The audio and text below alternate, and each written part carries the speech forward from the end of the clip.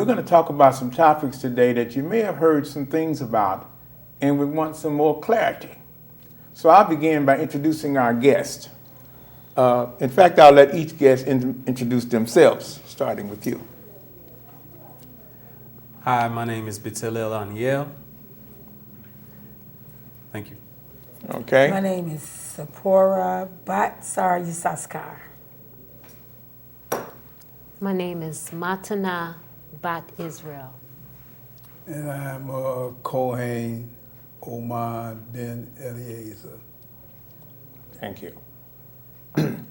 These are members of the Hebrew Israelite community, and as you can hear from their introductions, they represent a large spectrum of Hebrew Israelite life. We want to start with the sister who is a mother and a wife, and tell us some things about yourself, and then let's hear from you what you've been experiencing as a result of being a Hebrew Israelite in the community in Dimona. Wow. Okay. I would like to begin by saying we're here today to discuss social problems as well as our personal experiences with our families and what we feel like need to be discussed, because we for so long was not able to talk about nothing. And we know everybody have a lot to say and everybody want to talk about actually what happened to us. Would you clarify for everybody's knowledge, what do you mean by you wasn't able to talk about things? Well, in the community, there have been a lot of problems as to why we don't have housing, the merit system, the sisters don't really agree to it, and so forth and so on, all type of social problems. Social problems meaning just the whole lifestyle. But why couldn't you talk about them? We really couldn't talk about the real issues because they went against in order to talk about it, we would have to address the preferred order or to really talk about what we really wanted to talk about. Now, we could say certain things, but when it came to getting down to the root of the problem, finding out why it's not working, those issues we couldn't talk about because it would make you would stand out as a problem, or you talking about things that God created, that God wanted you to do. God needed you. God said it was a man's nature to have 7 wives. And if you was talking against God, then you was treading dangerous waters because everything was God, God, God. The preferred order was passed on by God. So now it's no longer about God? Well, it's still the way they teach it over there. It's the way we teach it in the community, that God lives in Ben Ami. He's the Son of God, and that everything has to be sanctioned by Him, through Him. And anything that's not sanctioned by Him is not of God. He tells you what's of God and what's not of God in the community. Now, of course, I've always believed that God lives in me, and when I'm talking in the same vein of God. But because it would cause so much, what would I call it? Controversy to discuss why I don't feel that a man should have 7 wives, 2 wives, or more than 1 wife. You know, it's different if everybody have their own opinion. But to really get to the problem would cause you to not be able to talk about it. So today we can talk about it. Just want to get to the point that today we're not in Dimona, and we've decided to talk about it so that the saints could start, thinking, to get the saints to thinking again, because we've landed ourselves into captivity, worse than the captivity that we left. So now you feel like you can talk about the things you believe and feel. I've always been able to talk about it, but I was stigmatized, talked about, laughed at, joked, put out of meetings, looked at as I was crazy because I would talk past that was permitted. Okay, so now talk to us about the things that you wanted to talk about that you haven't been able to. Well, we're going to start with marriage. Okay. because that's one of the main ones that landed us in captivity, and the women agreed to this. And in order for them to fix it, they have to be able to talk about it at least and see why we're doing it, where is it taking us, and the benefits of it, or is not no benefits. So personally, my own investigation began in 2006. I joined the committee. By the way, you did say you married and have how many children? I was married in the community, and I have 10 children. 10 children. And I was married for 30 years. So this should qualify you to talk about this subject. Okay. Now, what I would like to say about it is the community had become so pressured with the divine marriage concept till a lot of sisters were starting to say, I can't do it anymore.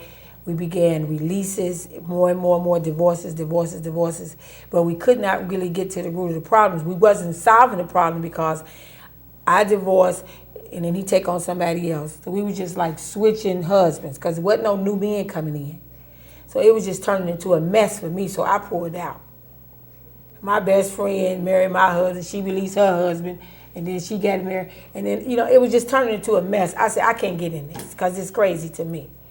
So what I did, I'm going back to what I was saying. I said in 2006, I joined a committee of 12 sisters that was to deal with getting to the root of the problem, finding out why.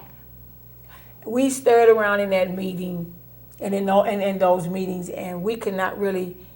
We found ourselves not being able to get anywhere. It was like a dog chasing his tail, because we was trying to deal with it within the understanding that it's God sent, and that the men is supposed to, according to their nature, take on more than one wife, definitely, and they could have up to 7.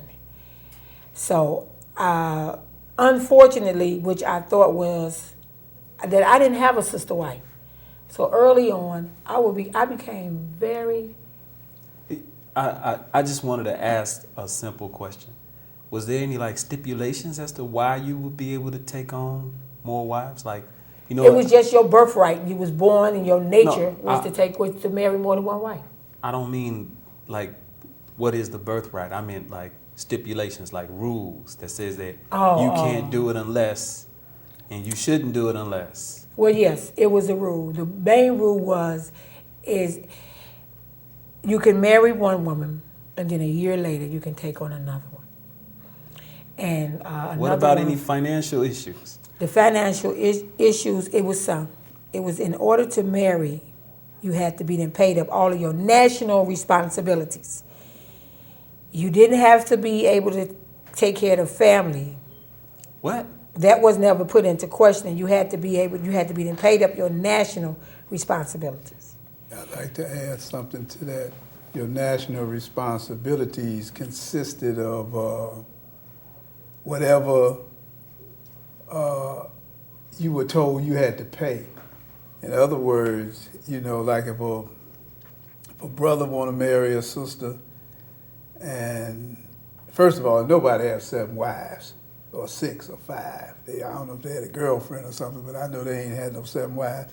But you had to pay up money or monies, huge amounts of money, before you could get married, and you might not even, and in 100% of the cases, you were not presented with a bill. You were not presented with that. You were just told you owe so much money, and there was no records of this. In essence, you had to pay to get married. You had to pay the administration to get married in the community, which really made it to the point where a lot of marriages didn't take place. Was it supposedly money that you owed? Yes. Or was these just monies they out of the clear blue sky? Well, it was alleged to be that what you owed, but the figure came out the clear blue sky. Mm-hmm. So Sipporah, you were saying about the stipulations, what were the rest of those? Those were the only 2. Wow. And that a brother could take on another wife, even if his former wife or wives were in disagreement. But, and the reason why I say that, because many women were in disagreement of a man taking on another wife. And to be very honest with you and be very straight up with you, many women did not accept divine marriage before getting in the nation and were reluctant, but because of the length of their marriage to their husband, or because they had been together for so long and they really loved their husband and they wanted to make a better life, this is one of the main reasons why they even continued on and said, okay, I'm gonna deal with it. And after getting into situations where there was more than one wife, the men or the head of the leadership at that time coined marriage divine marriage, that is the taking on of one or more than one wife, as opposed to plural marriage, and made a distinct difference because it was said that divine marriage was supposed to be in the image of God. Now, and I just have to be very frank about this, there was a very great, strong, masculine overtone in our nation coming from male leaders, and especially the main leader or the spiritual leader, Ben-Ami. All of this was decided upon and agreed upon without the endorsement of any female influence. And the brothers felt that they could have more than one wife if this is what they chose, if this is the kind of society that they chose to build. And of course, I knew that at that time it was about nation building. But then when they created the preferred order of God, where it was God, man, woman, and then children, women then felt that we were below men and that our voice and our word was that below of a man, and only way we could get to God or be accepted and revered by God was to go through that man, so, or have the endorsement of that man. So it was a belittlement to me personally of women in general. So we felt it was our right or our divine woman's personal feeling of being accepted by the Creator to go along with this order. Did you believe this? No, I didn't believe it. Mm-hmm. I sincerely did not believe it because I didn't feel that the system was truly divine by the treatment that I saw of women and our voice not being heard as far as how we really felt about quote unquote divine marriage. To me, it was not divine. Did your position on this issue, did it develop because of your history of having come out of America where monogamy is the way of life, or was this something that you developed as a result of actually viewing the marital system in Israel?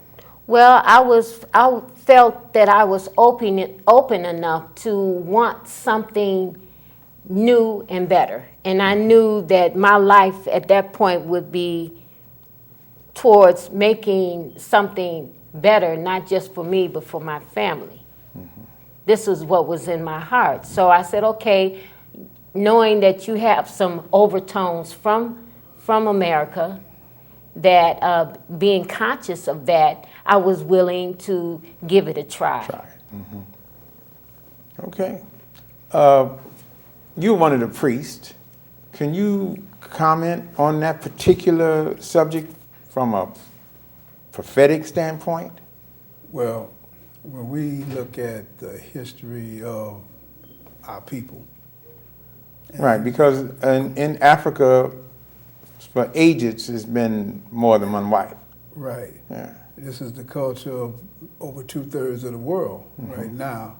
And it became, these Western overtones followed us into what we thought was a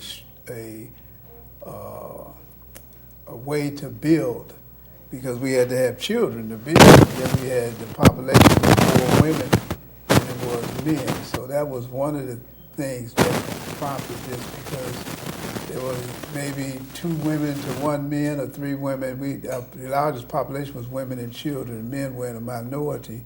So this added to that. But I have to go back to the structure of the divine marriage was not taught.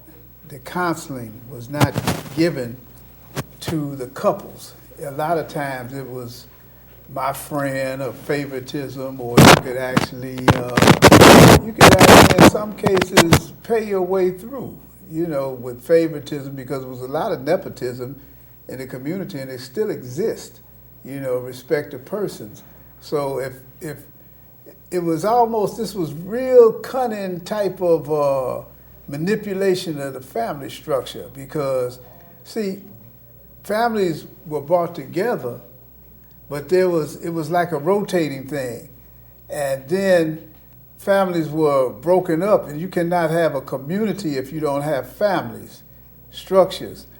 And the families, it would be the whim of the individuals in the community. If they didn't like an individual, male or female, then they would work on them. Now you got to understand what we're talking about, and the people in the community know this. Families were broken up, and the children were just left parentless.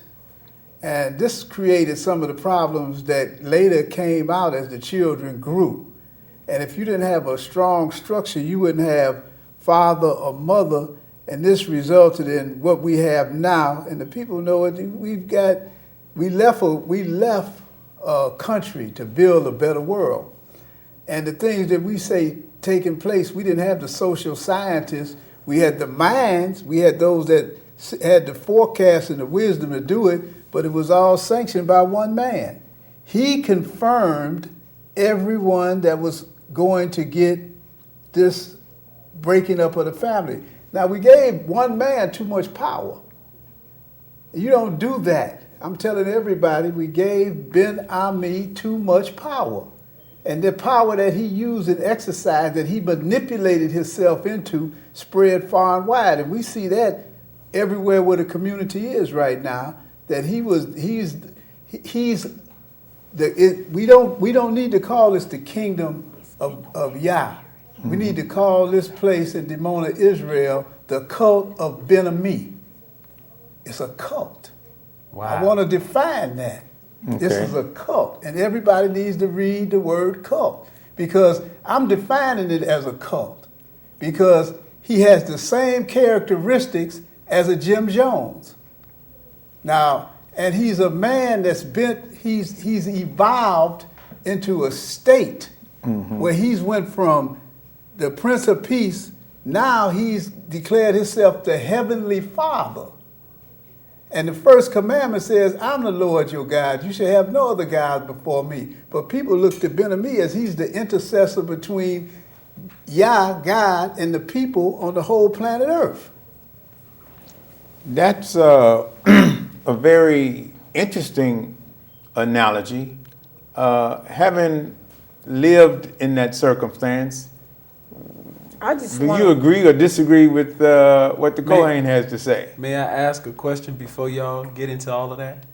I'm not from Dimona. I hadn't lived there for 30 years, such as yourselves. I'm from Chicago. I'm a Hebrew from here. And I married into the family. And so my particular perspective is from an outsider's perspective. But my particular perspective, I want to know as much as I can, as best I can, because my children will be raised up inside of this conversation. The last thing I want is for my daughter to accept this as her ideology, her philosophy, her belief system. because I was raised to not have a religion in any way, shape, form, or fashion. I was raised to never participate as if there was a deity other than something speaking through me. So from my perspective, I would love to hear the rest of this conversation. I just want to add one thing, that the children, see, at this point, we represent, the three of us, we represent 100 years of living in the land of Israel, our combined time there. And 100 years from now, I wouldn't want our great-great-grandchildren to suffer the injustices and this distorted mindset and deify someone that is not, that has promoted himself. I'm actually saying these things because, and I've taken on the obligation to do this, to sound an alarm, because if we don't care for our children's children's, then they're going to make the same mistake. If we don't know our history, then we're going to repeat it again and again. And the next charlatan that comes along with a story about the Bible is going to wrap our people up again. Our people are destroyed for a lack of knowledge. Then the line between deception is very thin. And we've all been guilty of accepting this just based on the dream of building a nation, a community that was upright. But what we've seen evolve over the decades has turned into a worse oppressor than we said we left from, to be oppressed by our own people. That's a important point at which I want to defer to you, Martina. I think you had something that you wanted to say relative to the question.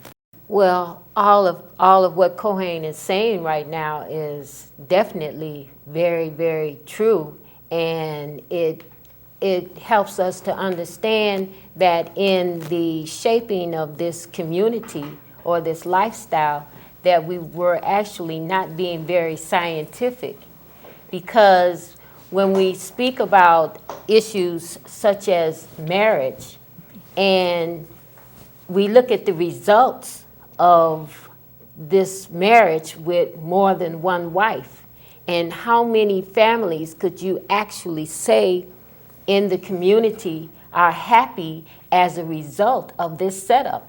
How many children that were in those families are happy or satisfied with this setup? And this is how I began to form my conclusion that something went wrong and something is not working. And women were afraid to speak up and voice their heartfelt opinions about what was actually happening in the families, because you can actually begin to see a breakdown, not just in the families, but in the minds of the children as a result, because this is what's leading to the moral issues that we face as parents from our children.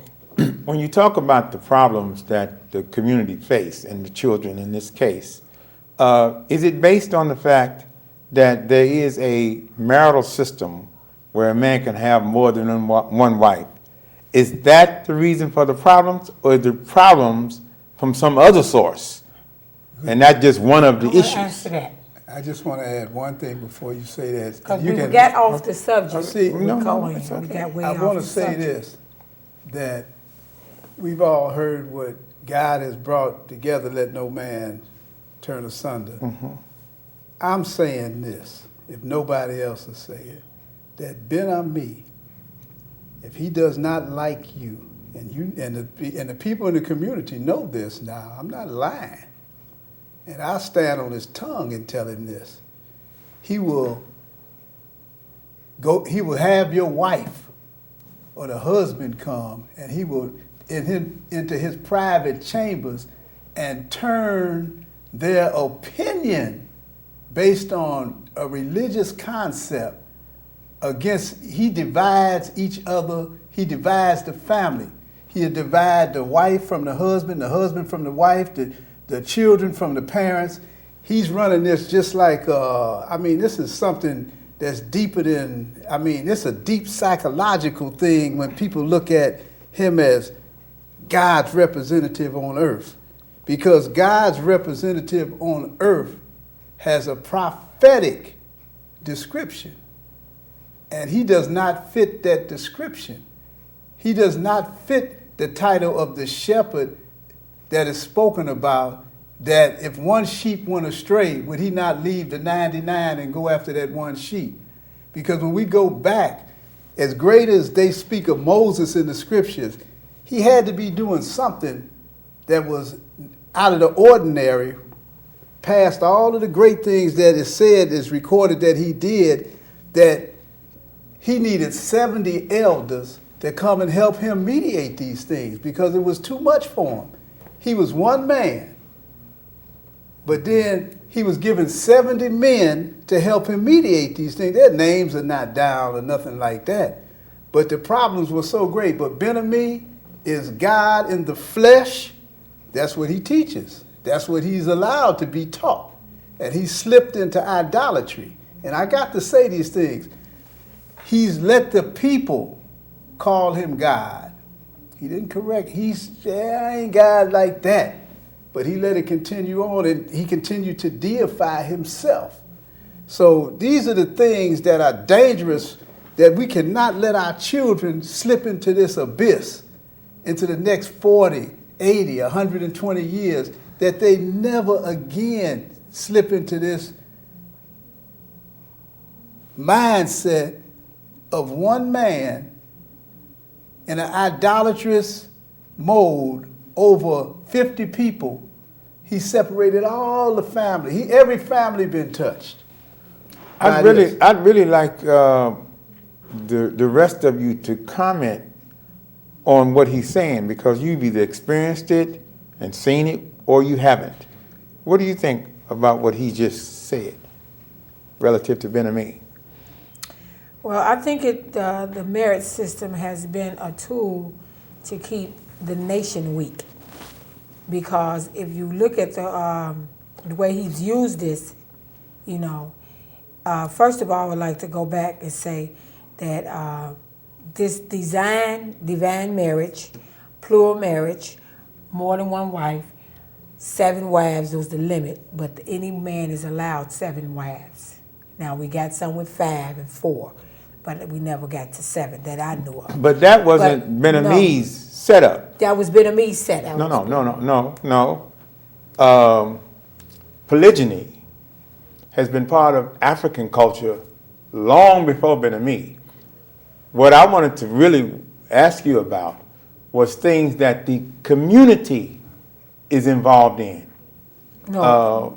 Not the history of things that's long before the community was formed. I'm history about Africa and all that. I'm talking about in the Hebrew is when you come into the community, and when they go out to get people to come into the community, they let you know that here in this community, you can have 7 wives. Okay. In this community, the Hebrew Israelite community sells that and tells people that when they come into this community, this has been ordained by Ben-Ami. So I assume that the Nisikim had set together and agreed on this. But as I investigated, I found that the Nisikim just received the order, just like we received the order, that you can have 7 wives and you need to get you some wives. Not that you can just have it, but I in testify order to that. to be a brother in this kingdom and to be an outstanding brother, you need to get you some wives. And the brothers that did not have but one wife were really kind of teased or joked about and told, man, you get you some wives, you marry these sisters, so. And this is pushed in this community. Now, I don't really want to go all off into what happened in the Bible because that has nothing to do with what we're talking about here today. I want to stay focused on what I want to get this out before this hour is up. I want to say that the half-plural marriage kept the nation weak.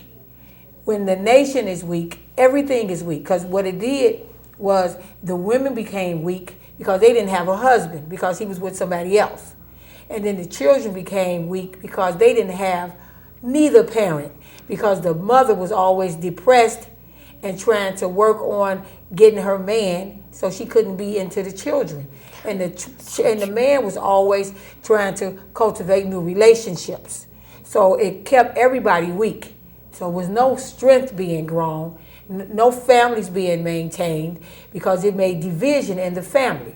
Because first of all, a man was able to take on another wife, like Montana said, even if I didn't like the woman. And then I was not only told that I wasn't a good sister by men, but I was also told by women, is that you need to work on your spirit, Akoti, because you're jealous. And you need to change your attitude. Like they based it like it was all about jealousy in the bedroom. You could not cry and say, well, I want him here for my children, or I need him for me, or you was to be looking selfish. Your sister need a man. And so we played all into this because we was bombarded with not wanting to be selfish and bombarded with not wanting to be jealous-hearted. So we pushed ourselves and accepted these women in, and we all resulted in unhappy marriages because none of us had the man. So therefore, what you're saying is that this marital system Doesn't work. Did not. But It no, did not work. not only did not work. See, because I'm looking from a broader perspective. This marital system, in your opinion, Created is the single root. women and fatherless and parentless kids. No. But it is the root of the problems in the community.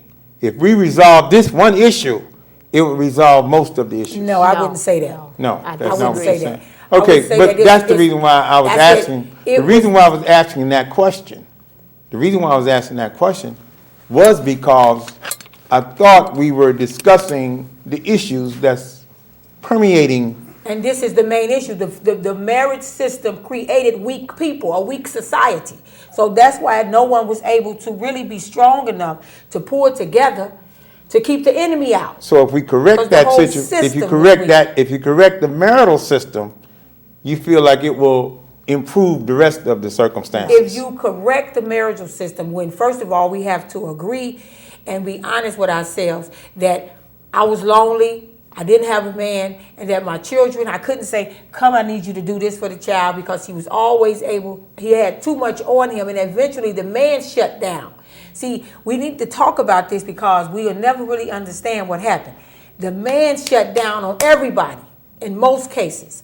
Most of my friends told me the same story I had. He shut down. Nobody's getting what they need from the man. He shut down. He's running from the family because when he come to the family, his guilt, I wanted to be with her, but I was with her. I wanted to be with him. I wanted to go with your child, but I had to go with his child. So at some point, the man shut down. It was too much on him. It was not his nature to make 3 women happy, 2 women happy, and 9 kids over here, 7 kids over here. Or some brothers had 3 sets of children. I know families with 4 sets of children, 3 sets of children, 2 sets of children, and even the ones with 2 sets of children fell up under the same thing as the man with 3 sets of kids. What's the answer? He could not be here and he could not be there. What's the answer? The answer is it didn't work. No. That didn't work. No. What's the answer to the problem? The answer to the problem is for the man to admit, first of all, that he's not happy and that he know he's cheating his family. And the woman to admit that I didn't need your permission not to participate in something so unholy. I needed to stay focused as a woman on what I needed and been selfish enough to know that it's my right to desire my husband to be here for me, and it's my right to say he needs to be here for help me raise these kids. That was my right, and I didn't need nobody's permission. God gave me that right when he gave birth to me. Okay, when he so created me. Okay. So once a woman knows that she don't need to wait on permission from no committee, from no crown brothers and crown sisters or Benami, that it's her right to pursue a relationship with a man that will cause her to raise healthy children, and so that she could be healthy. She could go after the needs that she needs to raise a healthy family, so we would have healthy people to contribute to a nation that will be a healthy nation. Okay, so what you're saying here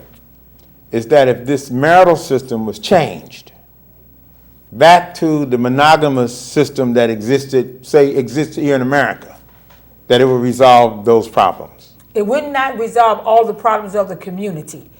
Because the community has all type of problems. Everything in the community is a problem. You are forced to wear the clothes that we wear. If your child is caught outside and he can be 3 years old without fringes on, he's chased back in the house. So the culture is not nothing that we wear because we love it. We wear it because we have to. Everything in the community is forced. The clothes is forced 24/7. The cords of blue and fringes is forced 24/7. Everything is forced. It's forced. You're forced to take on another wife, even if you don't want a wife. I had brothers that didn't want a wife. My husband didn't want another wife, but he was teased into getting a wife. It's not just a black and white. So if we change community, the marriage system, then we got it. I don't like nobody throwing that on me like that. That's the forced spirit that I've been living up under, what you just did to me. So what you saying, I don't need you to put no words in my mouth, and I'm not trying to raise up on you or nothing. But this is the forcement that everything is under. So before you can get it out, they shooting you with another question, shooting you, and these are traps. And eventually you say, you know what, must speak, I don't want to be bothered with it. Because it's way more than just the marriage system. It's every system in the community is being done wrong. Can I ask you a question? How would you respond to the sisters who, and I'm sure that there are probably some that agree with plural or divine marriage, and then who disagree? Those sisters are going to watch this tape.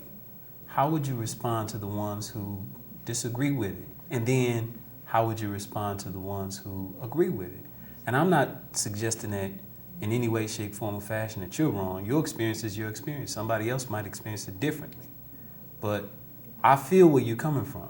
I just want to know, what else can you say to that person? Or, because some of those sisters are going to be listening to this, and they're going to want direction, some kind of strength, Okay, if a sister comes to me and says, support, well, I don't have a problem with my husband taking on this sister because I love her, and we're going to work together and raise our family. And the man, he has money, he takes good care of all of us, and we don't have those problems that you spoke about. And so what would I tell her?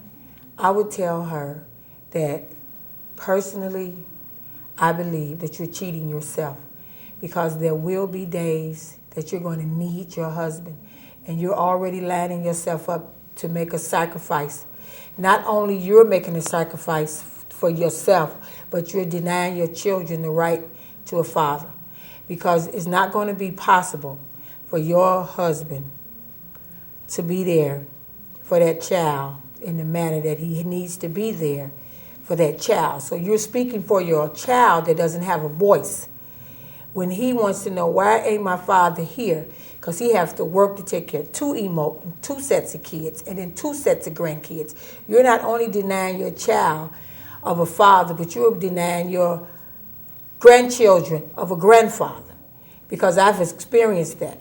My father has children, my children's ages, and he has children, and he never was able to be a grandfather to my kids because he was fathering his own set of kids by a wife my age. And he was not able to be, but he was there in his heart. He wanted to be there. And in his heart, he gave what he could give. But he was trapped in a system where he had to say, he had to lose touch with certain things. He wasn't able to have hands-on with my sons because he was tied up in another whole family. And it just became so thin that I decided that I wouldn't pass this on to anyone that does not know what they're getting themselves into, because at the end of the day, when you don't have the grandfather at the table and at the family reunion focused on his grandsons, then you have all these lost children in the streets. And we have to answer, why do we have so many lost children in the street? And why does everyone decide now they need to drink? Drink for what? May I now ask Sister Martina the same question? Why, if there were people, sisters, who are there, who are trying to figure out whether or not divine marriage is for them, Sister just told me what she would say to the sisters that love it Well, what about the sisters who don't? What kind of strength or wisdom could you provide for them? And think, your granddaughter, a Javiela, might grow up into this system, into this world. So what you gonna tell her if she say, I don't think so? What kind of strength can you give her?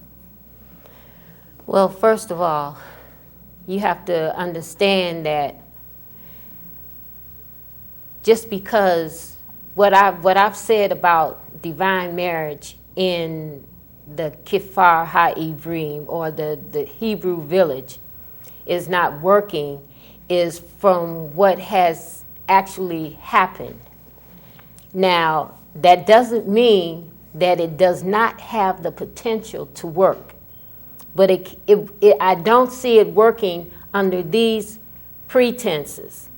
First of all, because the man is not married to his family, he's married to a cult leader. He's married to Rabbi.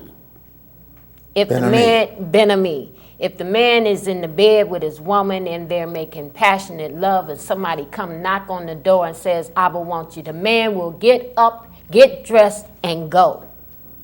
This has been facts. These are facts. I'm not making this up. So the first love is Rabbi, as Kohen has clearly pointed out. And to me, this is the root of the problem. Because the family do not really become an intimate entity.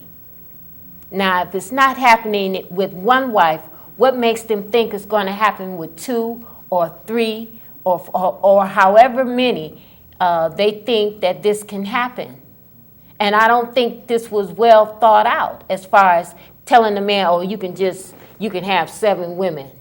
He takes the role of a woman so carelessly and so heartlessly, and then she becomes just an object for having children or doing some work to assist him, and not really looking at the human factor that this is a woman. She is just as good as you. She's not below you, not above you. You're not below her, above her. You all here are working together as a team and as partners. Now, if another woman comes and decides that she wants to be a part of this, then it has to be the agreement of the whole. I'm not saying that it won't work. It could, but it could if everybody is together and in total agreement that this is what we want and we're going to work on it. But that hasn't been done. I'd like you to weigh in on this issue as having been a priest for 30 years, whatever. Speak to that issue. Well, I have to go back to the reason why this figure 7 women comes up.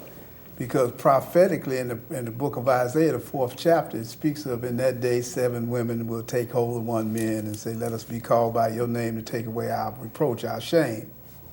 This is what it's based on. It's not based on what Ben-Ami said. This is the prophet Isaiah. And our biblical history that we founded ourselves off of, because I don't throw the Bible out.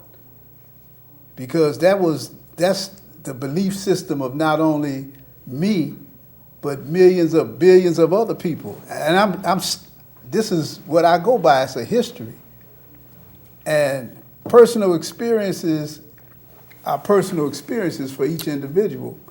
But when we look at the patriarchs of Israel, they had more than one wife. You know, but in this society, the monogamous society, it became forbidden, even though it wasn't on paper, it was forbidden, but it was practiced. And who taught us the Bible was the main practicer of that. And the first deadbeat dads were not us when we were in captivity, but the slave master. He was the first deadbeat dad. So when we go through history and we build in a family structure, and like I said, it was more women in the community, and I'm not speaking of this in a chauvinistic way, but things happen because the majority of the men or brothers in the community were not taught how to be fathers and husbands. They took it upon themselves, and they were not given a lot of them were not taught responsibility. And then in the early days, people were put together. They were put together in marriages. Now, for marriage, if a family structure breaks down to the point where a brother doesn't know how to calibrate his responsibility or his obligation to his family when it comes to dealing with his children, then he doesn't know how to be a man. When we look at our people, I mean, we got to look at the reality of it, not the ideal family structure or what's desired, but we all mixed up. From the time we left the shores of America, a black man or a black woman might have children by 3 different men. A black man may have children by 3 different women. But in the community, the way it was structured, the perfect structure of it never developed because you had too much outside interference in your relationships. Like the sister said, you had the pros, you had the cons. You had, if a family broke down, then the children were left out to themselves. And nobody had, we didn't have the social mechanisms to absorb this. And then even these separations and consonants in marriages were not, it was just, you were just left alone. If you had somebody, like they have the priesthood, which really, they all need to be dismissed for misconduct. I mean, just because they were never taught. They were never taught how to teach in marital situations. They were never taught because before a man was supposed to get married, his character was supposed to be checked to see if he was responsible and compatible with this sister that he was going to marry. If we lived so close together, if a sister had in her mind, well, I can't deal with it, and he was a brother that wants to deal with that, then the thing is, don't get married to her if she can't deal with it, or because you're going to have a problem. If a sister said, I can deal with it because I need help with my 8 children, and this sister going to come in and help me, because there was some situations where sisters actually felt like this is my family, and I'm going to help deal with this. But the epicenter of the problems that resulted into the marriages came through the decisions of, they went up channels. You know, they say, well, the crown, I'm talking about different levels of leadership did it, but when it came down to should they be separated, the final confirmation came from the head of the community. Nobody could be separated officially unless he signed you've divorced. Now, when you divorce, you mean Ben-Ami? Ben-Ami, yeah. Then the children left to themselves, and this is we have a generation of problems that evolved from these relationships. In 20 years ago, 15, 10 years ago, every year there's separations. There's more separations, and then the children started to raise themselves. So the children, this was declared the decade of the children. But all the children started getting older, and they started moving out on their own. But they started dealing with substance abuse because they started drinking. They started experimenting with weed, and it felt good to them. And they didn't give a care, and they couldn't find work in certain areas. They loved their mother, they loved their father, and they started drifting away. And this is how we lost the whole generation of youth. Because the family structure started to break down because we had a lot of irresponsible relationships, whether they were irresponsible men or irresponsible women. And this came through different channels in different ways. Because if you had a problem, if you was giving somebody some problems in the so-called government and you were really pricking them, the first thing they want to say is, hey, what's his situation with his wife? Let's start working on her. Or in a case like a sister, she's speaking truth, but she's in this preferred order, then What's her relationship with her husband? We got to start working on him to turn him against her or turn her against him. And forget about the children because they at the bottom of the list. But the children grow up and they become resentful and they carry animosity toward one of the other parent. So this is the situation, how I see that it evolved, studying the dynamics of the community, because we have social problems like any other community. It just didn't stem from the marriage, but the family structure being broken down, that was a great portion of that, the problems that began to emerge in the community. This is one of the priests speaking about what's obviously a major issue in the community. From your standpoint, is what he's saying does that really express the problem, or is it beyond that? To me, it's not one blanket situation where it expresses. There are so many problems, and to me, the whole problem is that all of it was Bible based, and all of it was a book. To me, the Bible was a book given to men who wanted to start their own cult, and to anyone who wanted to enslave groups of people. So you're questioning whether the Bible is the legitimate. Okay, I don't believe in thing. the Bible. My Okay. personal belief is I don't believe in the Bible. Okay. And I don't believe in none of it. And the cult, I don't believe in none of that no more. So the whole thing is garbage for me. The whole thing is garbage. And what's your basis for your position? Is it Bible based, or is it not, or what, relative to the issues on the table? Well, when you look at the overall situation of the planet, which is masculine dominated as far as governments and countries, so on and so on, I don't think you could go to the United States or even Europe or even Great Britain or any of those countries and say, I can get 7 women. You probably be thrown out or looked at like you're crazy or whatever. But Are you including Africa in now that? I'm getting ready to point to Africa. Now, when you look at Africa and you say, well, in those societies, there were more than one woman. There was a plural marriage type of a situation. But that is not the same kind of situation that exists in the village, the Hebrew village in Israel. And number 2, you find black women all over the world are stepping up to another level of realization that they no longer want to be part of these type of cultures and societies. Even in Africa. Do you have an option that you would offer? Yes. Tell me some of the ideas that you would suggest. Okay. First of all, I want to go back into the point of this masculine male image that has been globalized everywhere. When you look at the Bible, first of all, who rewrote the Bible?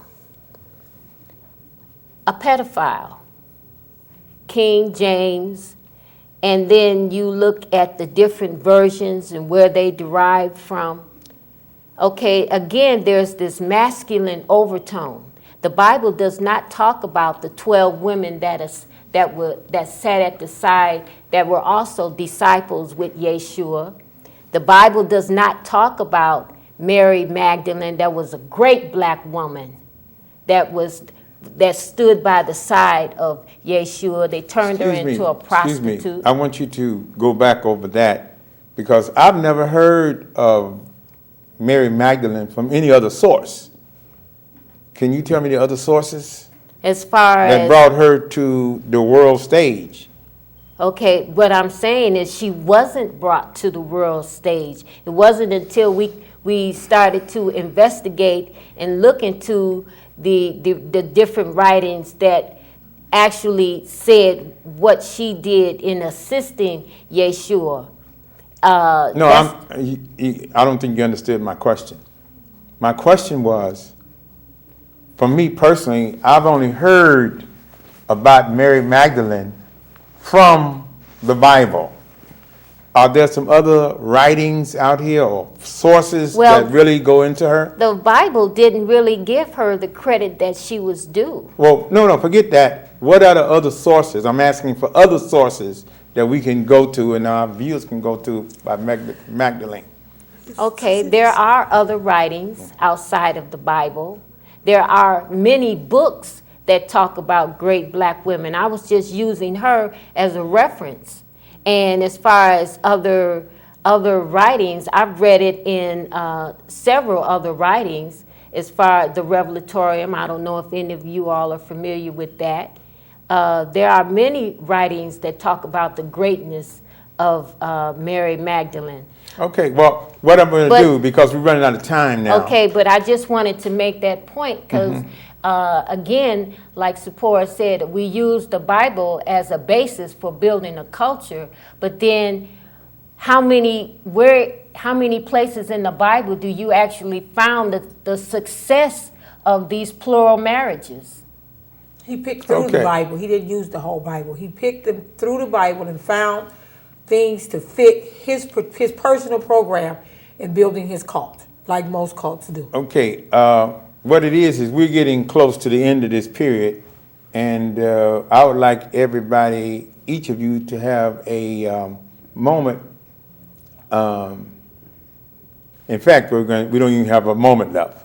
So with that, I'm going to thank everybody for coming and say we'll continue this on the next go-round. It has been very, very lively, and I thank everybody for their participation.